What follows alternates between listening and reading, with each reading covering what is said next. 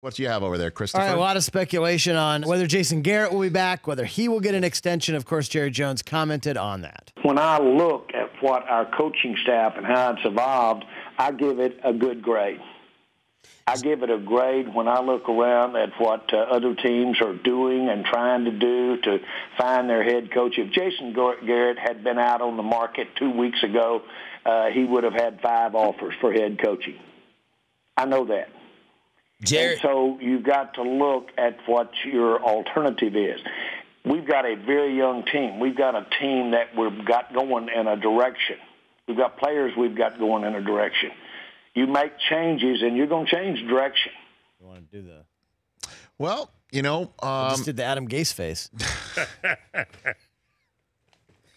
I'm going to stop. I'm going to stop doubting Jerry for the moment.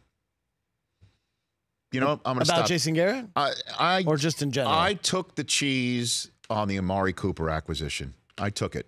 Yep. I was one of the many that just was having a great time, that Jerry doesn't know what he's doing. He's given up a first-round selection for a wide receiver that has hardly done anything. I was still a little pissed that Amari Cooper destroyed my fantasy team last year, and I took that cheese. But he was right. I took the cheese draft night. What's Jerry doing? Dez is out there. Just make up with him. Well, we'll see what happens draft night. Doesn't take Calvin Ridley. Takes this kid from Boise.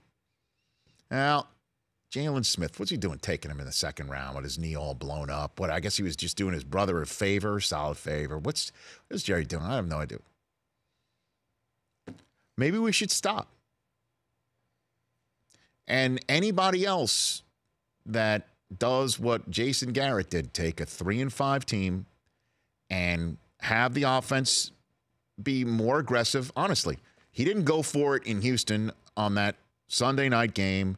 He punted it away and lost in overtime and got roasted for it. Well, guess what he did? He started like I told you on the show the other day. Went for it on 4th down 3 times. He was 2 for 3 on 4th down, going for 2-point conversions. He was as aggressive as pre-Chantix Leota all of a sudden. So if Jerry might be exaggerating how many jobs that Garrett would have been tagged for, but I'm done doubting Jerry right now. They do have a young team. Now, keeping Scott Linehan might be something that you can try and look at.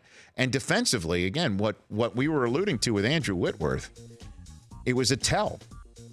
An absolute tell. Like Whitworth said, those guys on the interior, he's just focusing on the hot boy that's coming off the edge to try and keep Jared Goff alive. But on the interior, when they saw Malik Collins shaded closer to the tackle, the Rams said, here comes a stunt. And then if he lined up wider, Rams looked to see which hand was in the dirt for the Cowboys, and they could tell which way they were going to go with a stunt.